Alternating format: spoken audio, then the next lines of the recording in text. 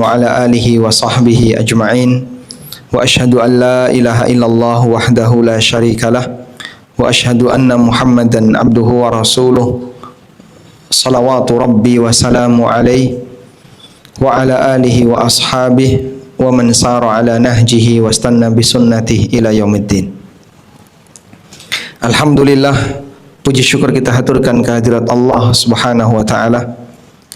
Malam ini di kediaman Bapak Herwan sekeluarga kita bisa belajar bareng, melanjutkan dari pertemuan kita sebelumnya meskipun temanya berbeda. Dan bagian dari nikmat Allah ketika seseorang punya kecenderungan mau mengenal agamanya. Karena masyarakat kita belum memiliki kesadaran bahwa belajar ilmu agama itu wajib.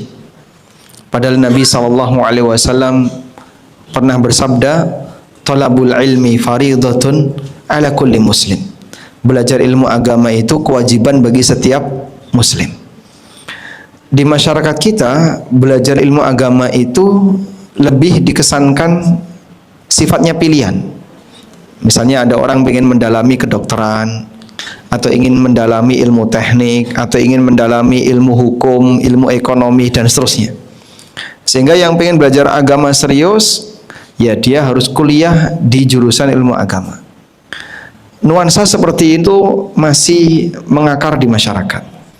Padahal setiap muslim, dimanapun dia berada, apapun profesinya, apapun latar belakangnya, semuanya punya kewajiban yang sama, yaitu belajar ilmu agama. Terutama untuk ilmu yang sifatnya wajib. Sebab ilmu itu ada 3 hukum. Yang pertama, ada ilmu yang hukumnya fardu ain. Ilmu yang hukumnya fardu ain berarti wajib bagi setiap muslim untuk mempelajarinya. Kalau dia nggak belajar, berdosa. Sehingga nanti ketika dia tidak tahu ilmu itu, kemudian dia melanggar dengan melakukan aneka perbuatan maksiat, maka dia berdosa 2 kali. 1, nggak mau belajar. 2, melanggar yang seharusnya dia tinggalkan. Misalnya, ilmu tentang bagaimana cara sholat yang benar. Semua muslim tahu bahwasanya sholat itu bagian dari rukun Islam.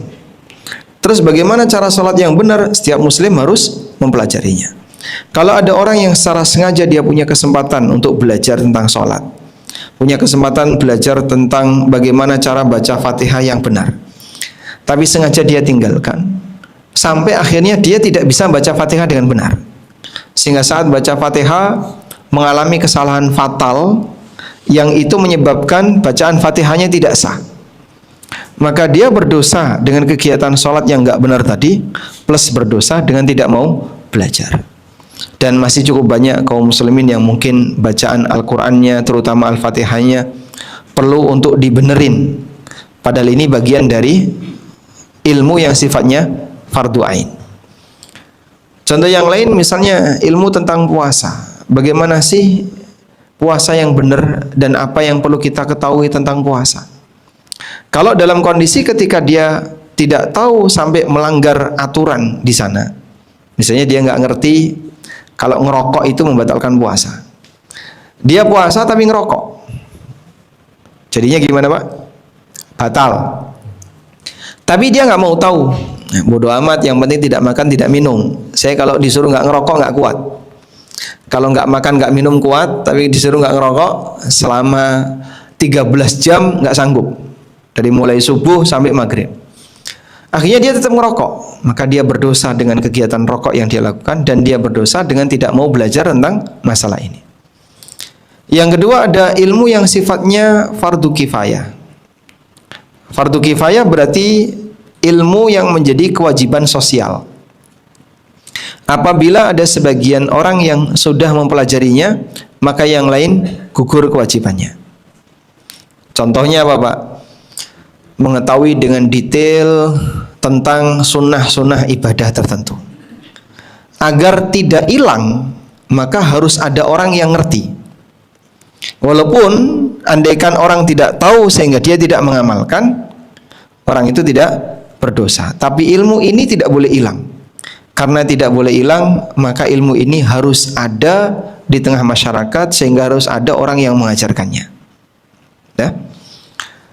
Ini yang disebut dengan ilmu fardu kifayah. Kalau orang belajar ilmu fardu kifayah, maka dia menjadi manusia berjasa bagi yang lain karena menggugurkan dosa orang lain. Sebutkan amalan yang hukumnya fardu kifayah. Gimana? Amalan yang hukumnya fardu kifayah. Azan. Azan itu hukumnya apa? Fardu ain atau fardu kifayah?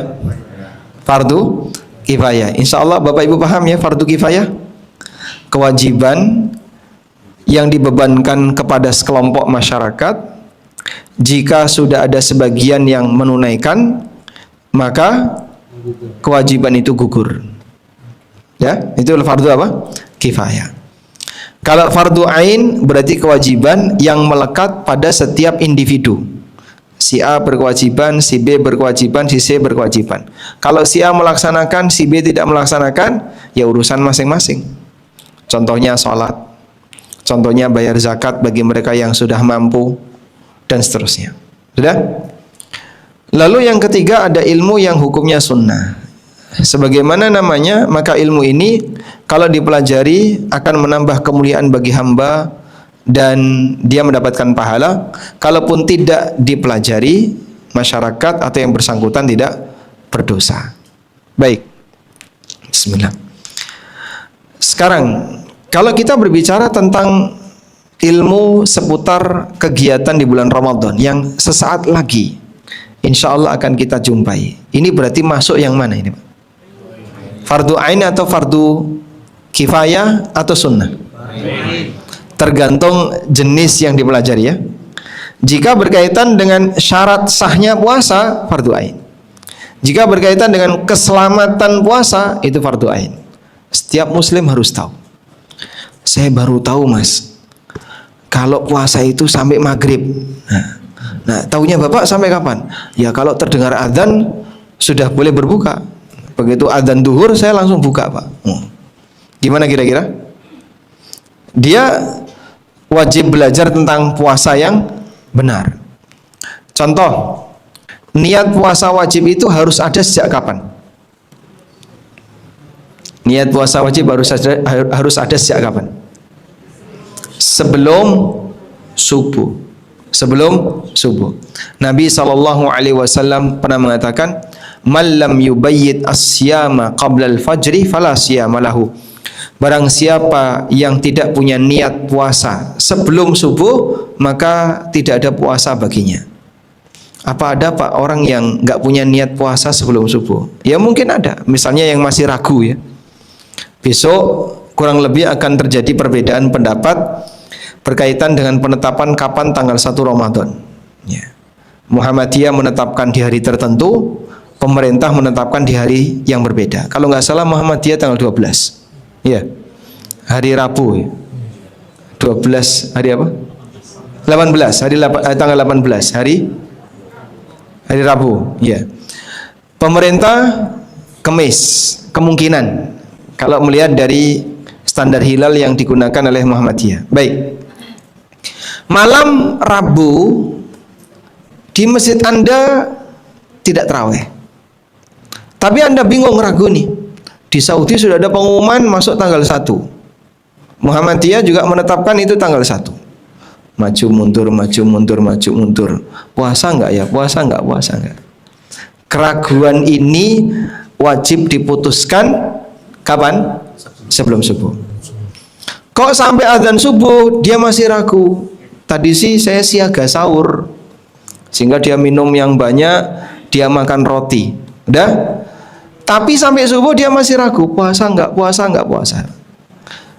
Sampai selesai sholat subuh masih maju mundur, puasa enggak ya? Puasa enggak ya? Terus tiba-tiba dapat telepon dari temannya, bro, yang benar puasa. Ya sudahlah, saya tak puasa. Jam 5 pagi atau jam setengah 6 misalnya. Sah enggak puasanya? Kenapa? Ya, keraguan ini menunjukkan kalau dia belum punya niat. Sebab niat itu sudah fix, pasti saya mau melakukan sesuatu. Kalau masih maju mundur, berarti dia belum punya azam, belum punya tekad, sehingga belum terhitung sebagai niat. Nah, pemahaman seperti ini bagi muslim yang berpuasa penting nggak diketahui, Pak? Ya penting, Mas. Kenapa penting? Orang perlu tahu yang kayak gini. Karena ini berkaitan dengan masalah sah dan tidaknya puasanya. Maka setiap muslim harus belajar ngaji tentang bagaimana amal ibadah wajib yang harus dia lakukan. Sehingga tolong sampaikan ke tetangga-tetangga yang lainnya, muslim yang mungkin belum punya kepedulian untuk belajar. Belajar ilmu agama itu wajib, bukan pilihan. Jangan kita posisikan belajar ilmu agama itu seperti layaknya ilmu-ilmu yang lain yang sifatnya pilihan, mau spesialisasi. Tidak kayak gitu. Semua muslim harus tahu, terutama bagian ilmu wajib. Baik. Selanjutnya, kita ingin memperjuangkan agar Ramadan ini tidak sia-sia. Karena kita tahu banyaknya amal pahala atau amal ibadah yang disyariatkan dan pahala yang demikian berlimpah di bulan Ramadan. Disebut oleh Nabi SAW dengan bulan apa? Syahrun Mubarak, bulan yang penuh berkah. Karena ketika Ramadan seorang hamba diberi oleh Allah pahala yang berlipat ganda, terutama dengan keberadaan Lailatul Qadar yang dinaskan dalam Al-Quran, khairun min alfi syahr, lebih baik daripada seribu bulan. Baik, di toko sebelah, Pak, di situ ada pengumuman belanja hari ini tidak ada diskon, belanja tanggal 10 besok ada diskon 50%. Ya. Kira-kira Anda datang ke situ pas butuh sesuatu, kok baca pengumuman tadi, sekarang kan tanggal 7, tanggal 10 ada diskon, sekarang tanggal 7, nunda belanja atau belanja sekarang? Nunda belanja atau belanja sekarang? Kenapa nunda, Pak? Karena berharap dapat perhitungan manusia kayak gitu, Pak. Kita akan sangat perhitungan berkaitan dengan nanti aja kalau mau belanja pas hari ini biasanya dapat diskon. Sehingga orang terkadang menunda untuk belanja karena dia perhitungan dengan selisih harga yang mungkin cuma 10%, 20%. Kadang kan orang sengaja menunda, misalnya belanja nanti ajalah pas tahun baru atau pas momen Natal biar nanti ada diskon, atau pas momen Harbolnas, hari belanja online nasional, tanggal berapa, Pak? Tanggal-tanggal ganjil. Tanggal ganjil. Yeah. Tanggal-tanggal aneh. Tanggal 30 Februari. Yang seperti itu. Karena maksudnya gimana, Pak? Dia secara sengaja menunda amal soleh tertentu yang bisa ditunda untuk dikerjakan di waktu yang mulia. Contohnya di bulan Ramadan. Sehingga misalnya Anda pengen menderma, memberikan sesuatu, baik ke masjid atau ke lembaga sosial A, B, C dan seterusnya. Saya kok pengen wakaf. Ini ada pembukaan kegiatan wakaf untuk pembebasan lahan masjid A. Saya mau ikut. Nah, muslim yang dia tahu tentang waktu-waktu yang istimewa, dia tunda tuh. Ini kan sebentar lagi Ramadan. Kalau saya bayar sekarang, ya tetap termasuk amal soleh. Tapi kalau nanti saya kerjakan waktu Ramadan, mudah-mudahan pahalanya lebih besar. Itu contoh sederhana kalau orang mau perhitungan berkaitan dengan masalah pahala. Boleh, Pak, kayak gitu, silahkan. Sebab Allah Subhanahu wa ta'ala menjanjikan pahala bagi hambanya, dan hamba silahkan berlomba-lomba untuk mengejar pahala sebanyak-banyaknya. Maka dulu sebagian sahabat di waktu yang mulia mereka beribadah lebih, sebab ibadah di waktu yang mulia nilainya lebih besar daripada ibadah di waktu yang biasa. Selanjutnya, dalam kondisi ini muslim juga perlu mewaspadai. Di sana ada kesalahan yang bisa menyebabkan puasa hamba menjadi sia-sia. Kesalahan apa itu? Para ulama menjelaskan seperti ini. Pembatal puasa itu ada dua. Yang pertama, pembatal amalan puasa. Yang pertama apa? Pembatal amal puasa. Yang ini jika dilakukan, maka amal itu batal sehingga wajib diqadha. Contohnya apa, Pak? Makan, minum, hubungan badan, muntah dengan sengaja. Ini bisa membatalkan puasa sehingga kalau itu dilakukan wajib diqadha. Baik. Pembatal puasa bagi masyarakat kita, mereka itu sudah sangat sensitif. Artinya kesadaran masyarakat kita terhadap bahaya pembatal puasa itu sudah bagus. Sehingga bahkan sampai mereka meyakini perbuatan tertentu sebagai pembatal, padahal itu bukan pembatal. Ya. Contoh ya, ngentut dalam air batal. Terus apa lagi? Jatuh, luka, keluar darah batal. Apalagi udak-udak kuping batal. Terus apa lagi? Dan masih banyak lagi. Jadi ada banyak sekali hal-hal yang sebenarnya itu bukan pembatal tapi dianggap sebagai masyarakat pembatal. Kenapa, Pak? Karena mereka sangat takut ibadah puasanya nggak sah. Padahal itu bukan pembatal. Keluar darah itu pembatal nggak? Tidak. Kenapa, Pak? Ya karena tidak ada dalil kalau mengeluarkan darah itu pembatal. Kalau bekam, Pak, bekam itu tidak batal puasa, namun dimakruhkan sebagaimana keterangan Anas bin Malik, illa min ajli dha'fi. Bekam itu makruh karena bisa menyebabkan orang jadi lemes. Kalau lemes nggak bisa menyelesaikan puasanya. Sehingga boleh nggak, Pak, orang puasa donor darah? Puasa terus donor darah? Boleh, silahkan. Kalau lemes, nah itu tanggung jawab sendiri. Makanya jangan pas puasa. Mungkin mendekati maghrib dia donor darah, silahkan. Baik. Tapi secara prinsip boleh saja seorang hamba atau seorang muslim dia ketika puasa kemudian mengeluarkan darah, baik dengan cara bekam atau dengan donor darah atau yang lainnya. Kecuali darah haid. Kalau keluar darah haid jelas ya, puasanya tidak sah. Baik, intinya untuk urusan pembatal puasa, masyarakat kita itu sudah sangat sensitif, bahkan yang bukan pembatal dianggap pembatal. Nah, sekarang yang kedua.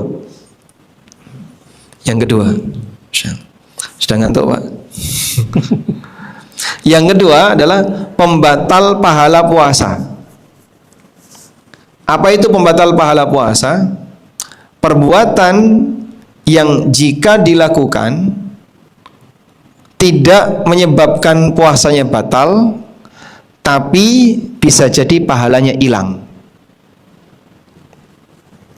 Saya ulangi.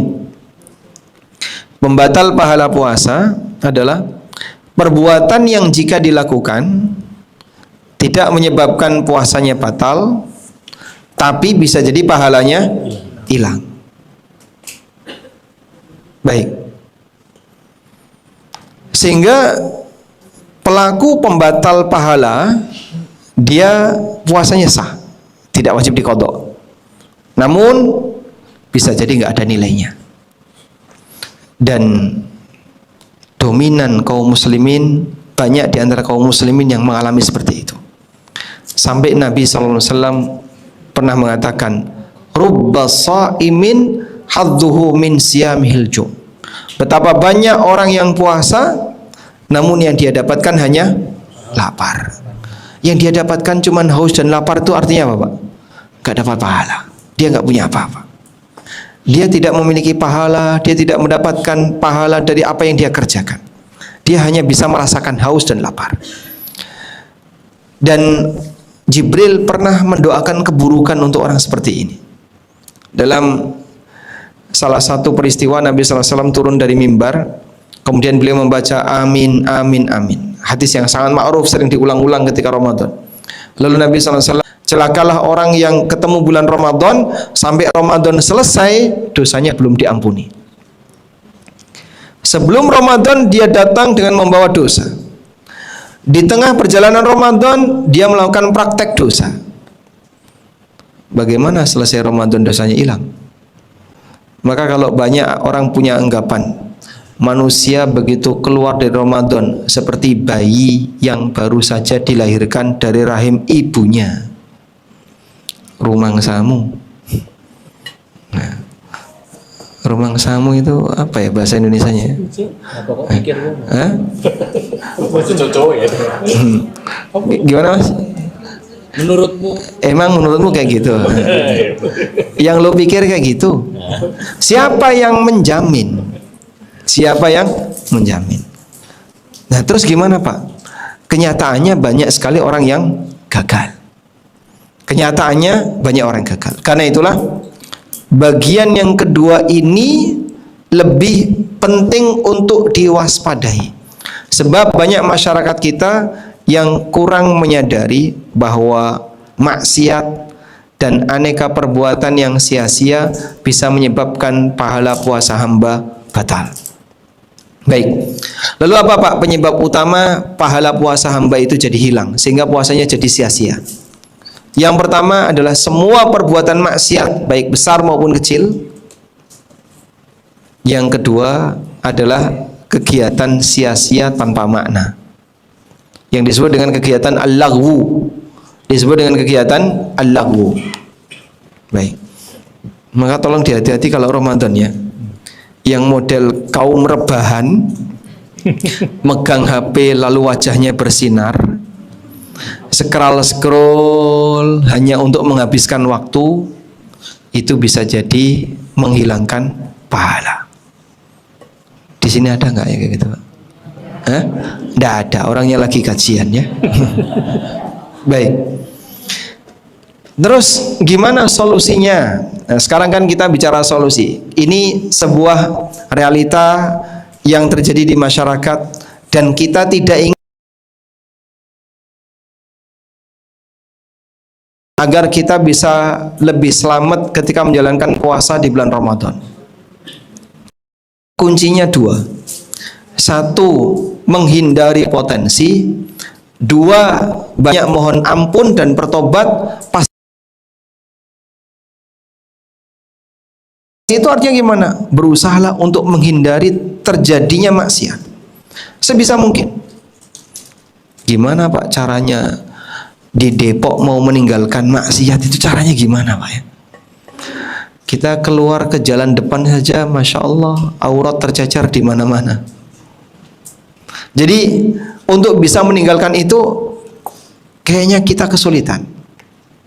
Baik, cara yang pertama yang bisa dilakukan adalah satu, Anda berusaha untuk bertahan, tidak keluar rumah, kecuali kalau ada kebutuhan mendesak.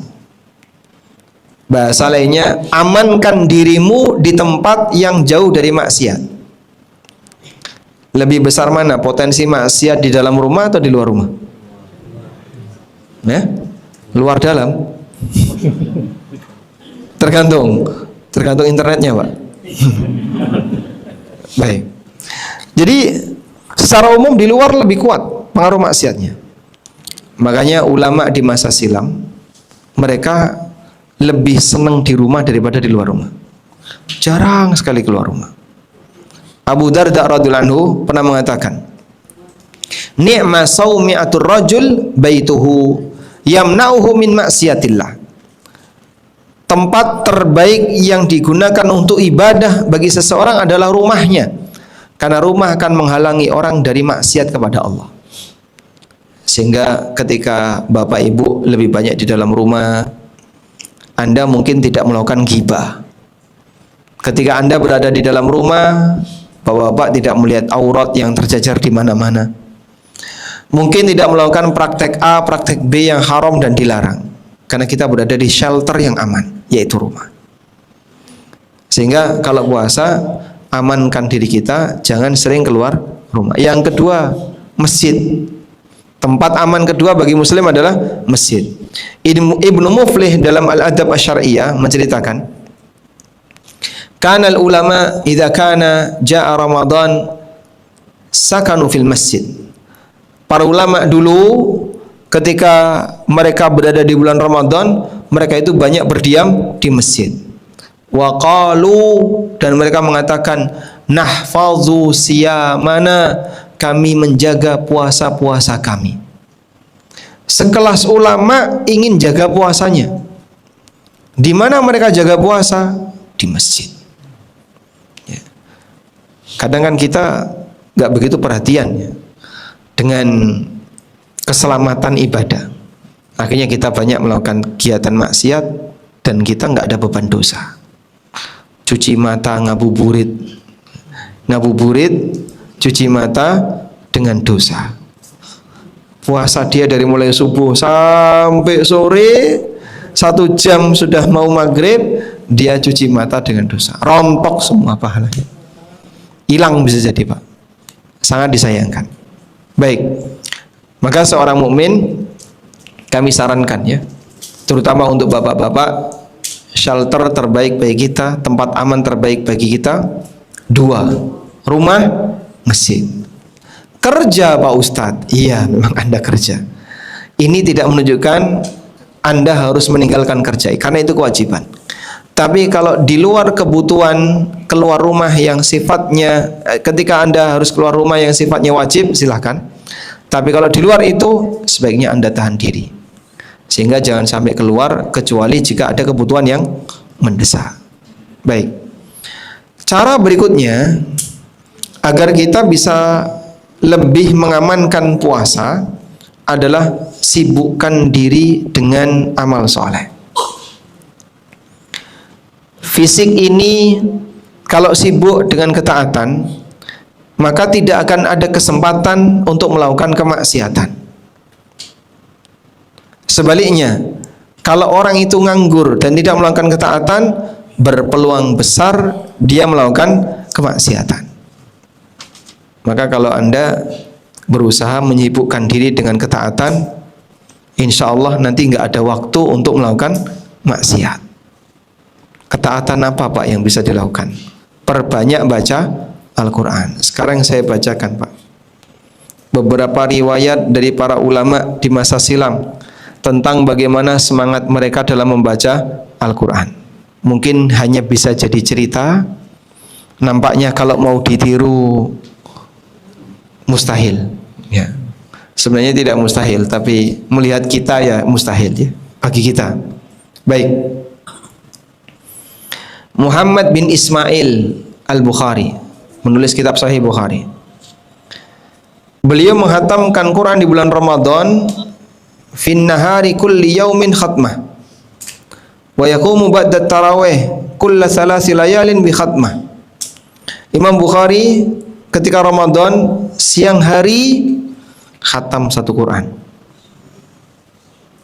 Kalau malam hari beliau ikut sholat tarawih jamaah di masjid, lalu setelah itu pulang. Nah ketika pulang beliau tahajud sendiri dan membaca 1/3 Al-Quran.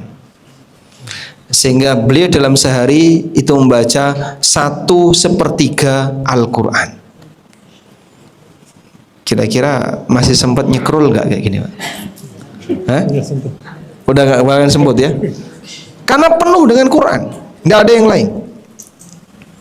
Wa kana Sa'id bin Jubair yakhtimul Qur'ana fi kulli lailatain. Sa'id bin Jubair muridnya Ibnu Abbas.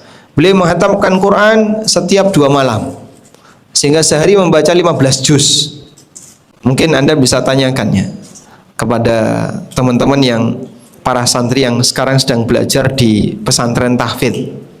Kamu sehari baca berapa? Itu bisa 6 juz, 7 juz. Dan itu biasa, ringan.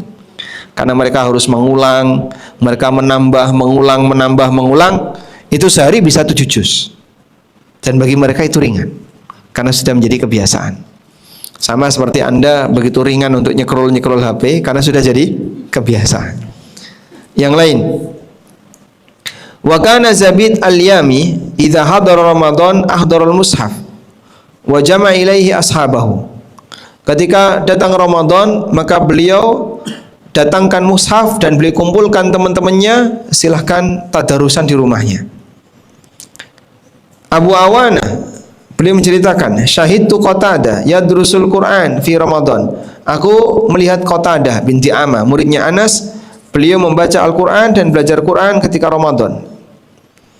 Selanjutnya, Imam Asy-Syafi'i rahimahullah. Barangkali ini cukup menakjubkan tentang Imam Syafi'i. Bagaimana pengalaman Imam Syafi'i? Ar-Rabi' bin Sulaiman, salah satu muridnya Imam Syafi'i, pernah mengatakan, kana Syafi'iyyu yakhtimul Qur'ana fi syahri Ramadan sittina khatmatan. Imam Syafi'i dalam sebulan, di bulan Ramadan, beliau menghatamkan Quran 60 kali. Yakni fi kulli lailatin bi khatmatin wa fi kulli naharin bi khatmah. Siang sekali, malam sekali. Kayaknya nggak tidur ya, kayaknya nggak tidur seperti ini. Ya mungkin tidur tapi sebentar sekali. Subhanallah. Kalau sudah seperti ini, saya yakin orang tidak akan punya kesempatan untuk bermaksiat. Jangankan maksiat, scroll HP saja mungkin dia nggak sempat karena fokus. Sehingga mungkin kegiatan-kegiatan yang nggak penting ya mulai dikurangi, misalnya bukber di hotel. Nah, udah nggak usah yang kayak gitu, di masjid saja ya, gratis. Lalu bukber lagi di warung makan mana, bukber di sini. Ini kan membuang-buang waktu. Ada banyak sekali waktu yang hilang gara-gara hanya untuk urusan perut. Kita makan itu butuh waktu berapa lama? Paling cepat Bapak makan berapa lama, Pak? 20 menit. Itu paling cepat ya. Paling cepat 20 menit. Bagi mereka yang sangat menghargai waktu, sebagian di antara ulama itu sampai ketika mau makan, makanannya itu dilembutkan dulu biar nggak ngunyah, sehingga dia lep langsung belajar lagi. Sampai ada di antara mereka yang nggak sempat makan, disuapin sama saudaranya sambil belajar, disuapin. Ini ndak, kalau dibiarkan saja, nggak disuruh makan, mungkin dia akan mati kelaparan, lupa untuk makan, saking fokus menikmati belajar. Itu orang di masa silam, mereka demikian hemat waktu, sampai waktu untuk makan itu diberi jatah paling sedikit. Kalau kita kan enggak ya, masaknya setengah hari, dari mulai jam 8 sampai jam 12 baru beres. Habis itu dihidangkan, acara makannya 1 jam. Terus habis itu ngapain? Kemudian ngobrol bisa setengah jam. Subhanallah. Untuk sekali makan orang butuh waktu kadang 1 sampai 2 jam. Baik, terlalu banyak waktu yang kita buang hanya untuk acara makan. Ya, makanya mungkin kita juga perlu sampaikan kepada para panitia ya. Kalaupun kajian itu pasca kajian ada acara makan, cari makanan yang gampang dikunyah, Pak. Soto, insya Allah. Gak usah dikunyah berarti ya. Baik. Nanti saat Ramadan kurangi kegiatan-kegiatan yang tidak bermanfaat, yang menyita banyak waktu, seperti bukber di beberapa tempat yang mungkin Anda harus kehilangan banyak waktu, di hotel atau di warung makan atau yang lainnya. Sudahlah. Tapi Pak, ini kan acara keluarga. Ya mungkin nanti lain waktu setelah Ramadan. Sayangi waktu ketika Ramadan, fokus untuk kegiatan baca Quran. Sudah masuk Isya, Pak? Sudah. Baik, kita salat dulu. Siap. Baik, karena sudah masuk Isya, kita akan salat dulu. Insya Allah nanti setelah Isya kita sambung dengan tanya jawab. Wassallallahu ala nabiyyina Muhammadin wa ala alihi wa sahbihi wasallam.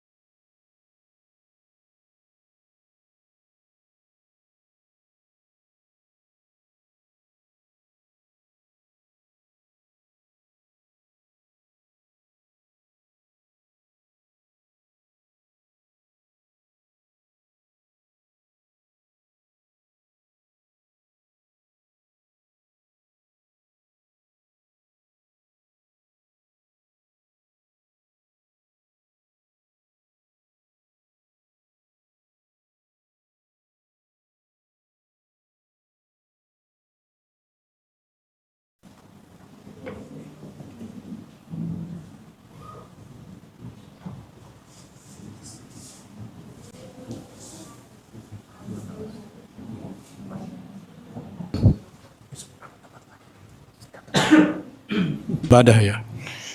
Baca Quran, banyakin sholat sunnah. Kuncinya itu. Nah sekarang kan kita buka tanya jawab. Kita kasih yang ibu-ibu dulu deh. Untuk 3 orang, ada 3 buku. Karena di sini ada 5, jadi jatahnya 2 untuk laki-laki. Karena ini kan lebih banyak ibu-ibu, kajiannya ibu-ibu. Silakan buat ibu-ibu, mic-nya udah ada di sana, yang mau bertanya disilakan di apa interaktifnya, udah di apa interaktifnya, udah ada kan mic-nya? Tidak Silakan ada. tuh, ada yang nunjuk tangan, kasih mic-nya. Assalamualaikum warahmatullahi wabarakatuh. Waalaikumsalam warahmatullahi wabarakatuh. Izin bertanya Ustaz, pada saat kita bepergian misalnya dari waktu Indonesia Timur ke waktu Indonesia Barat, harusnya sudah buka pun misalnya di atas Makassar misalnya, tapi kan semakin ke barat semakin terang ya, jadi sebaiknya bagaimana untuk di jam berapa jam kita berjasa atau mengikuti daerah tersebut, daerah yang kita lewati itu saja. Terima kasih. Waalaikumsalam warahmatullahi wabarakatuh. Kalau kita sedang melakukan mobilitas atau perjalanan tertentu, berpindah dari satu tempat ke tempat yang lain, di mana kita mendapatkan batas sahur dan sampai kapan kita boleh, atau di titik kapan kita boleh berbuka. Batasnya tidak bergeser. Mungkin posisi kita yang bergeser. Allah Subhanahu wa taala berfirman, "Wa kulu washrabu hatta yatabayyana lakumul khaytul abyadu minal khaytil aswadi minal fajr." Silakan kamu makan dan minum sampai terbit fajar. Ini batas awal. Kemudian Allah Ta'ala berfirman, "Tsumma atimmus siyama ilal lail." Kemudian sempurnakanlah puasa sampai masuk waktu malam. Dan itulah batas akhir, yaitu maghrib. Sehingga subuh dan maghrib ini nggak bisa digeser. Nah, posisi kita mungkin bergeser, tapi subuh dan maghribnya tidak geser. Sehingga andai kan kita sahur di Aceh, buka di Papua, itu minus 3 jam loh Pak. Sahurnya di Aceh. Subuh Aceh sekarang mungkin jam 6. Jam 6 subuh di Aceh. Ya. Setelah itu Anda bergerak dari Aceh, bergerak ke timur sampai ke Papua. Maghrib di Papua, kalau maghrib di sini kan 6:30. Berarti maghrib di Papua pakai whip gitu 3:30. Ya, setengah 7, setengah 5, setengah 6, setengah 5. Setengah 5 tambah setengah jam. Anggaplah jam 4. Jam 4 di sini, di sana sudah maghrib. Baik. Sehingga Anda bisa berhemat waktu kurang lebih 3 jam. Boleh Pak kayak gitu? Ya boleh. Karena maghrib Anda di Papua, Anda maghrib di Jayapura misalnya, yang paling timur, atau di Merauke. Maka posisi Anda karena berada di sana, ngikuti maghrib di sana. Ketika Anda berada di atas, saya harus berbuka pakai waktu mana? Pakai waktu sesuai dengan komando pilot atau awak pesawat, yang dia tahu matahari sudah tenggelam. Karena kalau di atas kan jadinya matahari lebih kelihatan daripada di bawah. Di bawah sudah tenggelam matahari, tapi di atas itu matahari masih kelihatan. Ya, nanti dulu tunggu sampai matahari tenggelam. Begitu matahari tenggelam tidak kelihatan, baru boleh berbuka. Maka jamaah umroh yang berangkat pas Ramadan, jam 1 siang pesawat berangkat, dia akan menjalani puasa yang lebih panjang karena mengejar ke arah barat. Wallahu a'lam. Masya Allah, jazakallah khair. Ada lagi tambahan untuk ibu-ibunya? Silakan Ustadz, mau di mana yang dikasih hadiahnya? baik. Ibu yang bertanya. Yang bertanya, 50 doa mengatasi problem hidup. Mudah-mudahan meringankan beban masalah. Mana ibu-ibu, ada lagi yang mau tanya? Silakan kasih mic-nya. Tidak ada? Alhamdulillah. Ada banyak. Bukunya cuma 3. Jatah 2 lagi. Waalaikumsalam warahmatullahi wabarakatuh. Ini Pak Ustadz, kita memang punya harapan ya untuk di bulan Ramadan bisa kita maksimalkan jalannya untuk Allah yang mendapat pahala besar dari Allah SWT. Saya ingin bertanya beberapa pertanyaan. Pertama itu adalah Satu aja.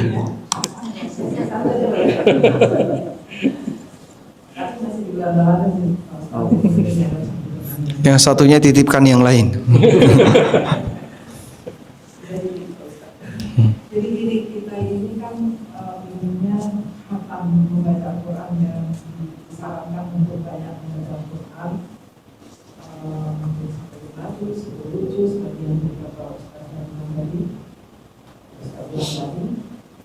Dan ini kadang-kadang kita mengejar target ya. Jadi bacanya itu mungkin kadang-kadang dalam hati dia Al-Quran tapi tidak dilafazkan. Jadi kita bacanya melihat saja terus mulutnya aja melak-malik itu dalam hati. Karena kita rasa kalau kita dalam hati ini atau mulutnya cuma melak-malik itu apakah benar bacaan kita? Nah yang kita lihat di sini adalah apakah kita mengejar kualitas bacaan kita atau kuantitas. Karena kita punya target juga harus 5 juz atau harus 10 juz misalnya. Dan terkadang begitu Pak Ustaz, ininya buru-buru bacanya biasanya dulu sambil masak mungkin ya pokoknya ngejar target begitu. Jadi apakah itu mana yang kita kejar, kualitas atau kualitas? Nah itu yang saya ingin tanyakan untuk mengejar memaksimalkan ya bacaan Al-Quran kita. Dan yang kedua itu pasca ya, pasca kita selesai Ramadan ini kita punya istiqomah Ustaz. Jadi kalau di bulan Ramadan itu kita bisa baca Al-Quran 5 juz misalnya, kalau bisa pascanya itu juga bisa 5 juz. Ada kiatnya kita bisa istiqomah. Kenyataannya sih nggak bisa Ustaz. Kita ada jam 9 siap-siapnya cuma di bulan Ramadan, begitu pascanya kita banyak kegiatan inilah itu banyak kayaknya banyak godaan gitu Ustaz. Kalau ada kiat-kiatnya mungkin kita bisa minta dari Pak Ustaz. Nah terus Alhamdulillah. yang ketiga itu pas malam-malam Qadar itu kan kita tunggu-tunggu Ustaz. Apakah memang dari awal ini kita berniat supaya kita mendapatkan malam-malam Qadar itu, atau pas di bulan-bulan ganjil itu saja gitu Ustaz? Terus, Baik. Ini kita ingin tahu Sudah. benar-benar kita mendapatkan malam itu atau tidak, gimana gitu. Ada nggak indikator Penanda kita dapat Lailatul Qadar. Ya. Baik.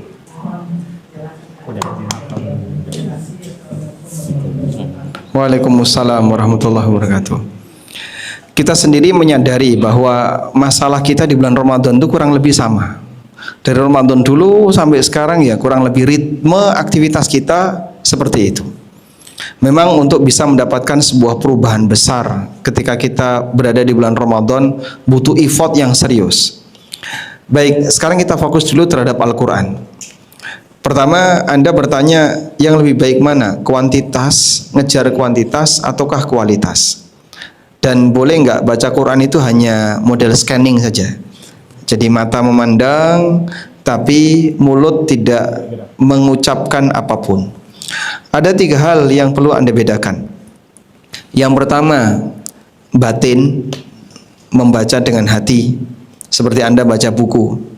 Yang kedua, melafalkan. Yang ketiga, menyuarakan.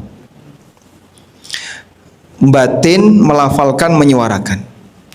Disebut membaca itu jika ada gerakan bibir dan lisan. Maka kalau orang cuman mingkem meneng, cuman diem, tidak ada gerakan bibir dan tidak ada gerakan lisan, tidak terhitung membaca. Sehingga kalau disebutkan dalam hadis, Nabi SAW pernah bersabda, "Man qara'a harfan min kitabillah."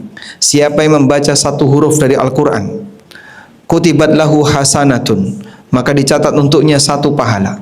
Wal hasanatu bi asyri amsalihha, dan 1 pahala dilipatkan 10 kali. La aqulu alif lam mim harfun, aku tidak mengatakan alif lam mim dihitung 1 huruf. Walakin alif harfun, lam harfun, mim harfun. Tapi alif 1 huruf, lam 1 huruf, mim 1 huruf. Sehingga orang membaca alif lam mim dapat 30 pahala. Ini syaratnya harus ada gerakan bibir dan lisan, karena harus dilafalkan. Kalau cuma scanning saja, Anda baca hanya dengan dipandang saja, terus perasaannya membaca, maka ini tidak mendapatkan pahala seperti tadi. Mungkin dia dapat pahala belajar, tapi dia tidak mendapatkan pahala melafalkan dan membaca Al-Quran. Hal yang sama juga disyaratkan, orang kalau sholat dan dia membaca Al-Fatihah ketika sholat, kalau mingkem, meneng, cuman tutup mulut, sholatnya batal. Loh kenapa? Dia nggak baca Fatihah. Padahal membaca Fatihah termasuk rukun salat. Disinilah kita bisa memahami perkataan dari Imam Asy-Syafi'i rahimahullah, la tasihhus shalah illa binutqin. Salat itu tidak sah kecuali dengan an-nutqu. Nutqun itu artinya pelafalan, sehingga harus ada pengucapan. Kalau tidak ada pengucapan, salatnya batal. Maka saya kalau melihat ada orang yang sholat setelah takbiratul ihram dia cuma tutup mulut saja, saya pastikan sholatnya orang ini batal, karena dia nggak baca Fatihah. Loh, tapi saya baca, coba praktekkan. Praktek ya, tutup mulut, baca subhanallah. Kok bergerak bibirnya nggak boleh bergerak. Mingkem, ya, baca subhanallah, bisa? Nggak bisa. Saya dan dia sama-sama manusia, sehingga secara praktek kita bisa mengenal. Orang kalau tutup mulut, nggak mungkin dia bisa mengucapkan kalimat Allah, nggak mungkin, karena tutup mulut. Apalagi sepanjang surat Al-Fatihah. Makanya kalau orang itu sholat, kok Anda lihat mulutnya tertutup, nanti kasih tahu sholat kamu batal, karena berarti dia tidak membaca. Dan cukup sering saya menjumpai orang-orang yang sholat seperti itu. Ya, kita perlu tegaskan orang ini sholatnya sekali lagi batal. Baik. Yang kedua, ngejar target kuantitas atau kualitas. Sebenarnya pertanyaan seperti ini cocoknya di luar Ramadan. Kenyataannya di luar Ramadan nggak kepikiran. Begitu Ramadan, kayaknya lebih baik ngejar kualitas saja. Kenapa nggak kau lakukan di luar Ramadan? Terus kalau Ramadan gimana Pak? Khusus Ramadan kejar kuantitas sebanyak-banyaknya, sebagaimana kebiasaan orang soleh di masa silam. Yang tadi daftar para ulama yang kita ceritakan, dan masih banyak cerita-cerita yang lain yang mungkin belum sampai ke kita. Mereka kalau sudah bulan Ramadan itu membaca Al-Quran sebanyak-banyaknya.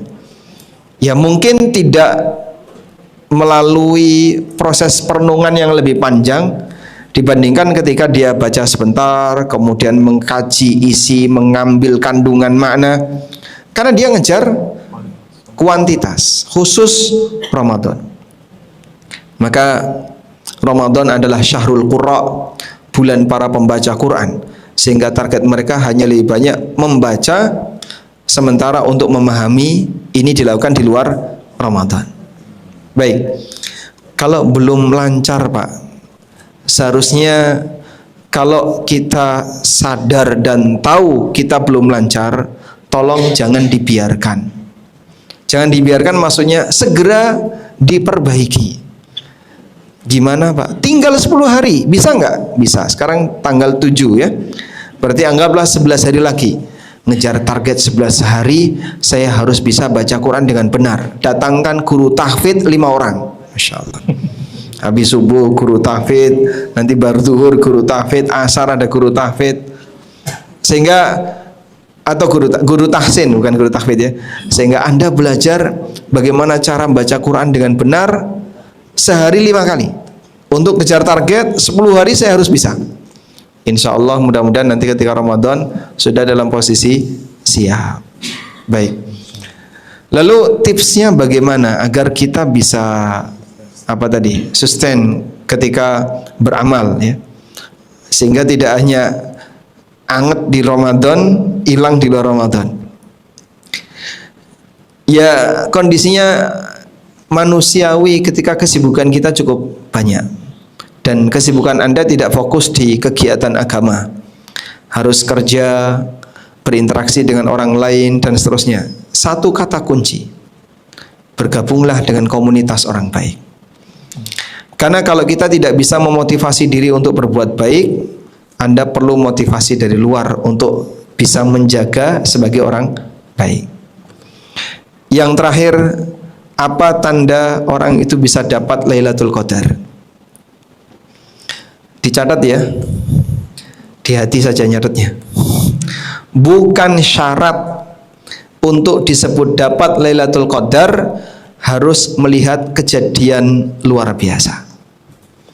Misalnya, saya berkali-kali iktikaf tapi nggak pernah lihat tulisan Allah di langit, nggak pernah lihat ada katanya ada cahaya yang turun, atau lihat apa misalnya katanya pohon itu sujud dan seterusnya, atau bermimpi melihat sesuatu yang luar biasa.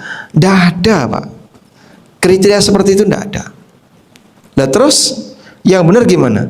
Semua orang yang beribadah ketika Lailatul Qadar berarti dia dapat Lailatul Qadar.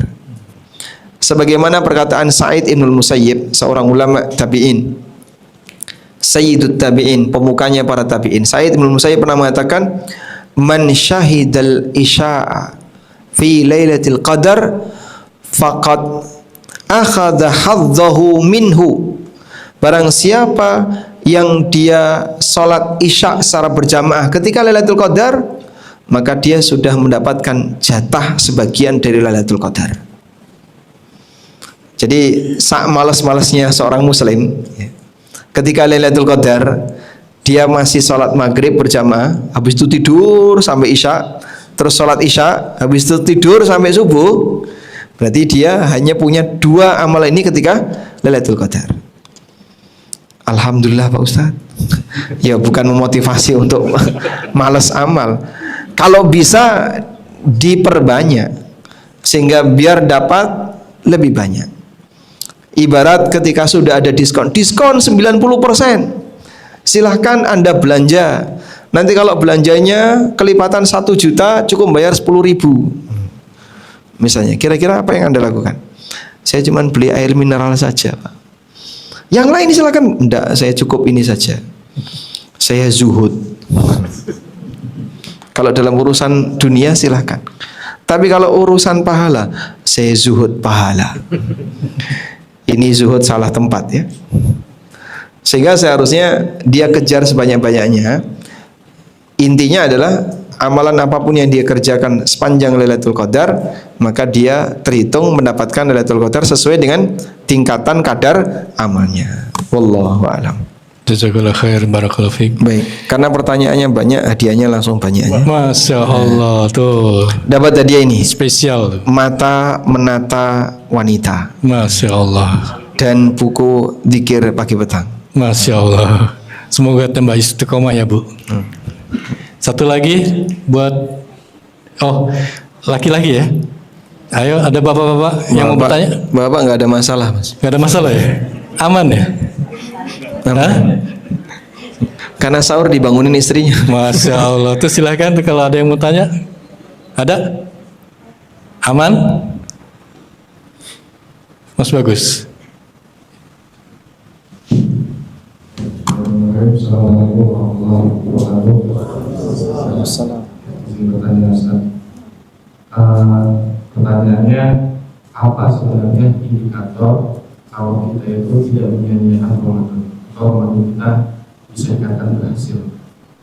Dan apakah tadi yang sudah saya sampaikan juga di pertanyaan sebelumnya, ketika sudah meninggalkan bulan Ramadan, kita maksudnya ketika Ramadan kita sudah merasa berhasil, kita ibadahnya sudah baik, terus baca Quran juga sudah hatam beberapa kali, tetapi ketika setelah Ramadan itu semua hilang kembali ke setelan awal. Nah, apakah hal tersebut menandakan bahwa Ramadan kita sia-sia? Ya, ini itu aja. Baik. Waalaikumsalam warahmatullahi wabarakatuh. Kalau Anda bertanya apa indikator kalau Ramadan kita ini tidak sia-sia, kalau dari sisi kegiatan mungkin kita bisa ngukur. Alhamdulillah saya merasa saya sudah memenuhi 24 jam dengan kebaikan. Ya. Sehingga Anda melihat dari aktivitas sehari, terutama pas weekend saat Anda tidak berangkat kerja ke kantor, Anda lihat dari mulai subuh sampai tidur, alhamdulillah kegiatan saya insya Allah semuanya teratur untuk kegiatan kebaikan. Nah mudah-mudahan itu indikator bahwasanya waktu kita terpakai kebaikan semuanya. Jadi kita bisa ngukur sendiri ya. Introspeksinya adalah Anda gunakan waktu itu untuk ibadah berapa persen gitu aja. Sudah? Selanjutnya yang kedua, pasca Ramadan kadang karena vibes-nya sudah berubah sehingga kita kembali ke setelan awal. Itu apakah termasuk indikator bahwasanya Ramadan kita tidak diterima? Bisa jadi. Karena salah satu di antara penanda amal soleh itu diterima adalah semangat untuk melakukan amal soleh berikutnya. Makanya Allah syariatkan kita untuk puasa 6 hari di bulan Syawal. Bagi mereka yang masih punya semangat untuk puasa, ada kesempatan di mana dia bisa menggenapkan puasa Ramadannya sampai jadi puasa pahalanya setahun, yaitu Ramadan plus 6 hari di bulan Syawal. Sebagaimana dalam hadis riwayat Muslim, man shoma ramadhana tsumma atba'ahu sittan min Syawal kana kasiyamid dahr. Siapa yang puasa Ramadan kemudian dia ikuti dengan puasa 6 hari di bulan Syawal, maka dia dapat pahala seperti puasa setahun. Ya. Kalau punya utang Pak, genepi dulu qadha utangnya, baru bisa puasa Syawal untuk mendapatkan pahala setahun. Wallahu a'lam. Masya Allah, jazakallah khair. Jelas ya Mas Bagus ya? Tuh. Masya Allah. Mas Bagus kerjanya di mana? Di KUA. Oh, Masya Allah. Masya Allah. Beliau sebelumnya di mana? Sebelumnya di mana? Oh. Berarti bukunya Bila Ku Mati. Loh, Pak Kaum kan mimpin kematian. Ada lagi nggak yang laki-laki? Satu lagi tuh. Silakan Mas Chandra di belakang.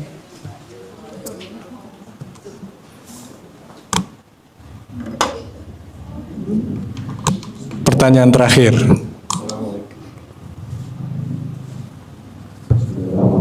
Assalamualaikum warahmatullahi wabarakatuh.